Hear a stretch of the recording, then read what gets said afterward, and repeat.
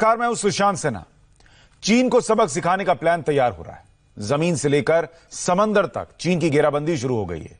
इसके लिए तीनों सेनाओं आर्मी, नेवी और एयरफोर्स ने अपनी निगरानी को बढ़ा दिया है। आर्मी और एयरफोर्स के रडार एक्टिव कर दिए गए हैं। फाइटर जेट और हेलीकॉप्टर से एलएसी पर नजर रखी जा रही है। इतना ही नहीं, नेवी के वॉरशिप भी रणनीतिक लोकेशन पर तैनात कर दिए गए।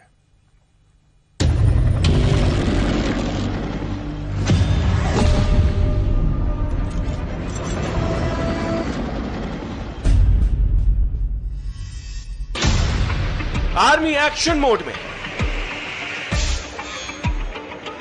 लद्दाख से लेकर हिमाचल, उत्तराखंड, सिक्किम और अरुणाचल में एलएसी पर हाई अलर्ट है।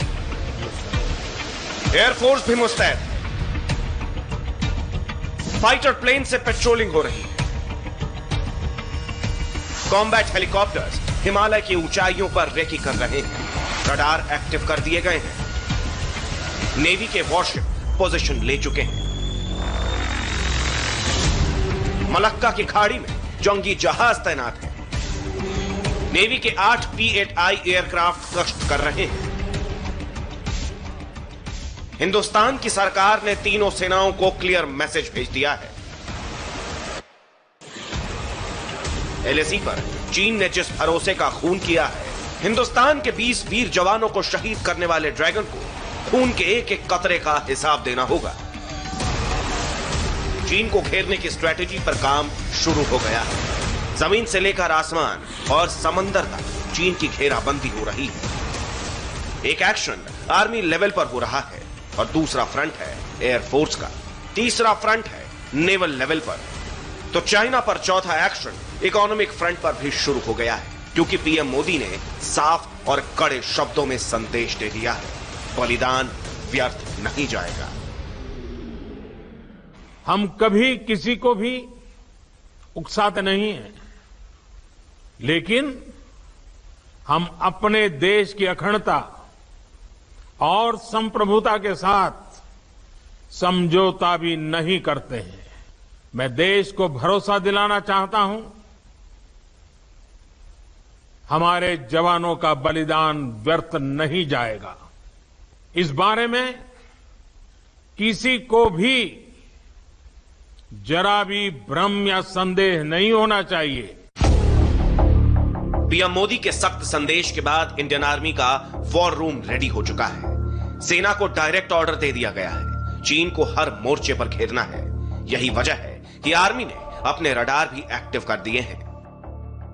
आर्मी ने वेपन फायरिंग डिटेक्शन रडार को ऑपरेशनल कर दिया है और चीन की हर हरकत पर सख्त नजर रखी जा रही है। सिर्फ यही नहीं, चीन पर निगरानी रखने वाले दूसरे सर्विलांस उपकरण भी 24/7 एक्टिव हैं।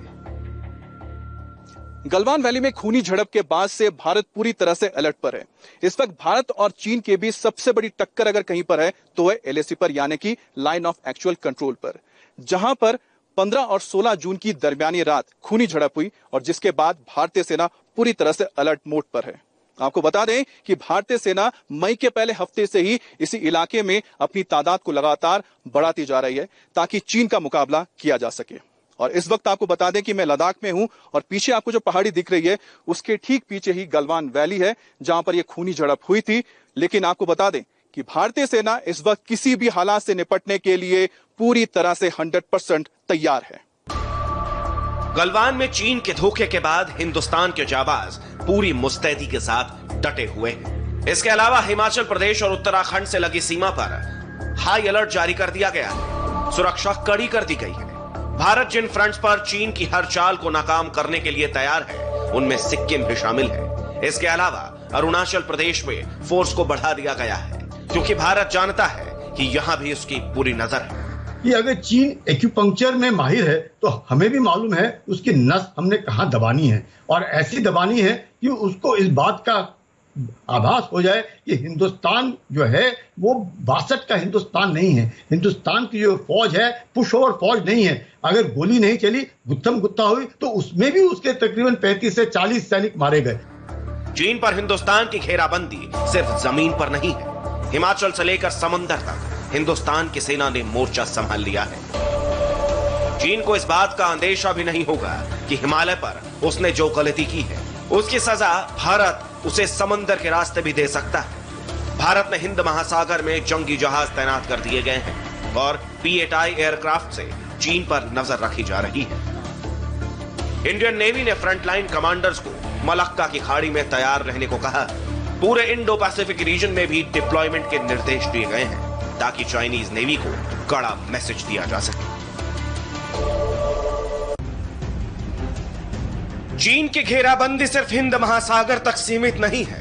प्रशांत महासागर में भी चाइनीज चाल को नाकाम करने के लिए पूरी तैयारी है। चीन के खिलाफ इस रणनीति में अमेरिका भी हिंदुस्तान के साथ खड़ा है। अमेरिका ने प्रशांत महासागर में यूएस नेवी के 3 एयरक्राफ्ट कैरियर तैनात कर दिए हैं। अमेरिका की ओर से कहा गया है कि यह कदम इंडो पैसिफिक रीजन में शांति को बनाए रखने के लिए किए जा रहे हैं। लेकिन असल बात तो यह है कि यह चीन को चारों ओर से घेरने की स्ट्रैटेजी है। चीन को उसके किए की सजा देने के लिए एयरफोर्स की भी पूरी मुस्तैदी है। 3488 किलोमीटर लंबे एलएसी पर वायुसेना के फाइटर प्लेन्स और सर्विलांस प्लेन्स उड़ान भर रहे हैं। सवाल यह है कि क्या गलवान घाटी में हुई खूनी झड़प का विवाद आगे बढ़ेगा, और अगर ऐसा हुआ तो लद्दाख से लेकर अरुणाचल प्रदेश तक नया मोर्चा बनेगा। इस वक्त मैं लेह में हूं। गालवान वैली में खूनी झड़प के बाद से ही भारत की ओर से युद्ध नीति और रणनीति तैयार की जा रही है चीन को मुंहतोड़ जवाब देने के लिए। अगर बात आगे बढ़ती है तो ऐसे में एयरफोर्स का रोल बड़ा हो जाएगा, और अगर बात आगे बढ़ती है तो ऐसे में एयरफोर्स के लिए उस दौरान लेह का जो बेस है बहुत ही खास रहेगा, बहुत ही इंपॉर्टेंट रहेगा, और यहीं से सारे एक्शंस को अंजाम दिया जाएगा एलएसी पर। आपको बता दें कि 15 और 16 जून के बाद से लगातार जो एयरफोर्स है एलएसी पर नजर बनाए हुए है। फाइटर प्लेन से, हेलीकॉप्टर से उससे निगरानी की जा रही है, और ऐसा सिर्फ लद्दाख में नहीं है बल्कि आपको बता दें हिमाचल प्रदेश, उत्तराखंड, सिक्किम और अरुणाचल प्रदेश तक एयरफोर्स पूरी तरह से बैटल रेडी है। लद्दाख से अरुणाचल प्रदेश तक fighter plane non stop patrolling कर रहे हैं। कॉम्बैट हेलीकॉप्टर्स को हिमालय की ऊंचाइयों पर रेकी करने के मिशन पर लगा दिया गया है ताकि चीन की हर मूवमेंट पर नजर रखी जा सके। वायुसेना ने बॉर्डर पर रडार्स को भी एक्टिव कर दिया है। चीन के पास तिब्बत और आसपास के इलाकों में 15 से ज्यादा एयरबेस है, लेकिन भारत ने तिब्बत सीमा पर सुखोई को तैयार करके चीन की घेराबंदी का काम शुरू कर दिया है। भारत ने तिब्बत की सीमा के आसपास 3 एयरबेस पर सुखोई 30 MKI विमान तैनात किए हैं। उत्तर प्रदेश में बरेली और असम में तेजपुर और झाबुआ बेस पर सुखोई की स्क्वाड्रन पूरी तरह से एक्टिव है। एलएसी पर चीन की धोखेबाजी के बाद भारत ने करारा जवाब देने का प्लान बना लिया। एक तरफ मिलिट्री लेवल पर चीन की नाकेबंदी हो रही है, दूसरी तरफ हिंदुस्तान ने इकोनॉमिक घेराबंदी का प्लान भी एक्टिव कर दिया है। चीन को उसी की भाषा में जवाब देने के मूड में है भारत।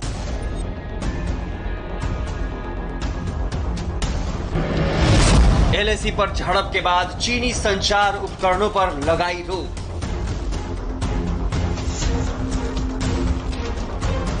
बीएसएनएल और एमटीएनएल से हटाया जाएगा चाइनीज प्रोडक्ट्स। बड़ी पुरानी कहावत है, जैसे को तैसा। भारत चीन के खिलाफ इसी रणनीति के मूड में है। एलएसी पर चीन के धोखे का जवाब कैसे दिया जाएगा ये तो भविष्य बताएगा, लेकिन आर्थिक स्तर पर भारत चीन की कमर तोड़ने के मूड में आ गया है और देश की जनता भी इसी मूड में है।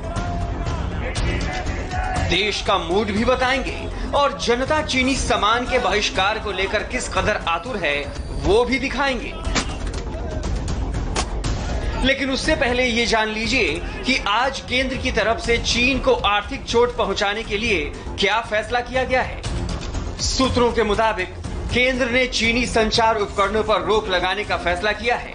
सभी मोबाइल सर्विस प्रोवाइडर्स को चीनी उपकरण हटाने के निर्देश दिए गए हैं। संचार विभाग बीएसएनएल और एमटीएनएल को निर्देश देकर 4G के क्रियान्वयन के लिए किसी भी चीनी उपकरण के इस्तेमाल पर तत्काल प्रभाव से रोक लगा दिया गया है। इतना ही नहीं, संचार विभाग ने चीनी उपकरणों के 4G में उपयोग हो रहे उपकरणों पर भी रोक लगा दी है। सरकारी कंपनियों से कहा गया है कि वे नए सिरे से शर्तें बदलकर टेंडर जारी करें। टेंडर की शर्तों को इस तरह तय किया जाए जिससे चीनी कंपनियां या तो बाहर हो जाएं या टेंडर में चीनी कंपनियां हिस्सा ही न ले पाएं। साथ ही प्राइवेट संस्थाओं को भी ऐसे ही निर्देश दिए गए हैं। सभी प्राइवेट मोबाइल सर्विस प्रोवाइडर्स को चीनी उपकरणों को तुरंत सेवा से बाहर करने और नए चीनी उपकरणों के इस्तेमाल पर रोक लगाने के निर्देश दिए जाएंगे। चीनी कंपनियों के संचार उपकरणों को सुरक्षा के मद्देनजर खतरनाक बताया जा रहा है। चीनी कंपनियों पर इन उपकरणों के जरिए जासूसी करने और डेटा चुराने के आरोप लग रहे हैं।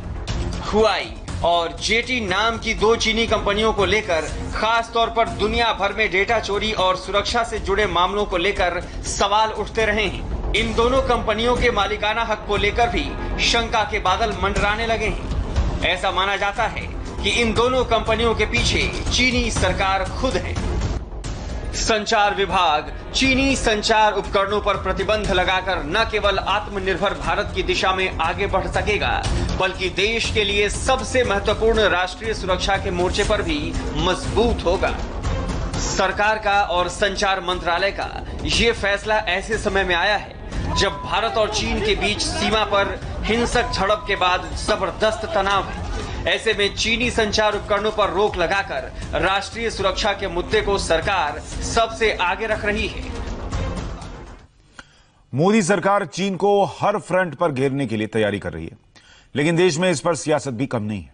आज कांग्रेस के नेता राहुल गांधी ने सवाल उठाया कि भारत के सैनिकों को शहीद होने के लिए निहत्था क्यों भेजा गया। फौरन बीजेपी ने राहुल गांधी पर पलटवार किया। संबित पात्रा ने राहुल को भारत चीन संधियों पर कांग्रेस का ही इतिहास याद दिला दिया। भाइयों और बहनों, चीन ने हिंदुस्तान के शस्त्रहीन सैनिकों की हत्या करके एक बहुत बड़ा अपराध किया है। मैं पूछना चाहता हूं, इन वीरों को बिना हथियार खतरे की ओर किसने भेजा और क्यों भेजा? कौन जिम्मेदार है? धन्यवाद। राहुल गांधी जी, आप अगर पढ़े लिखे नहीं हैं, आपके पास जानकारी नहीं है, तो जानकारी लीजिए। घर में बैठ के लॉकडाउन का इस्तेमाल करते हुए कुछ किताबें पढ़नी चाहिए थी। आपके समर्थित सरकारों के समय क्या क्या वार्ता हुए थे, किस किस प्रकार की संधियां हुई थी, क्या एग्रीमेंट्स हुए थे। आपके पास अगर ये बेसिक नॉलेज नहीं है, I am sorry to say Rahul Gandhi ji, you are the most irresponsible politician that India has yet seen. नवंबर 1996 में ये एग्रीमेंट साइन किया गया था। देवेगौड़ा जी उस समय प्रधानमंत्री थे। 1996 का एग्रीमेंट, और एग्रीमेंट का लब्बो लुबाब क्या था, मैं आपको होमवर्क दे रहा हूं, आप घर में ये पढ़िएगा बैठ के, मगर लब्बो लुबाब था। Neither side shall open fire, cause biodegradation, use hazardous chemicals, conduct blast operations और हर्ट विद गन्स और explosives within 2 kilometres from the line of actual control. Line of actual control के 2 किलोमीटर तक, इधर 2 किलोमीटर उधर 2 kilometre तक किसी प्रकार की कोई वेपनरी इस्तेमाल नहीं होगी, ब्लास्ट नहीं होगा, बंदूकें नहीं चलेंगी। अब आपको समझौते के बारे में डिटेल में बताते हैं, जिसकी बात संबित पात्रा कर रहे हैं। भारत और चीन के बीच लाइन ऑफ एक्चुअल कंट्रोल को लेकर कई समझौते हुए। नवंबर 1996 में एलएसी पर शांति बनाए रखने को लेकर एक समझौता हुआ, जिसके मुताबिक एलएसी के 2 किलोमीटर के दायरे में ना कोई गोली चलेगी, ना कोई ब्लास्ट होगा। तभी दोनों देशों के जवान एक दूसरे को अपने अपने इलाकों में खदेड़ते हैं। समझौते के मुताबिक दोनों देशों में से किसी की भी आर्मी तैनात नहीं होगी, और एलएसी पर जो अग्रिम चौकियां हैं वहां भी जवान बिना हथियार के रहते हैं। ऑफिसर रैंक का अधिकारी शर्त के साथ हथियार रख सकता है। अधिकारी के पास अगर बंदूक होती है तो उसकी मुंह जमीन की तरफ होगी। समझौते के मुताबिक अगर तनाव बढ़ता है तो बातचीत से मामला सुलझाया जाता है, और इसी समझौते के तहत हमारे जो सैनिक वहां पर थे वो बिना हथियारों के गए थे, और जिसने संधि का उल्लंघन किया वो चीन था। अभी चीन के विदेश मंत्रालय ने एक नया झूठ बोला है। क्या है वो झूठ, आपको बताएंगे इस छोटे से ब्रेक के बाद।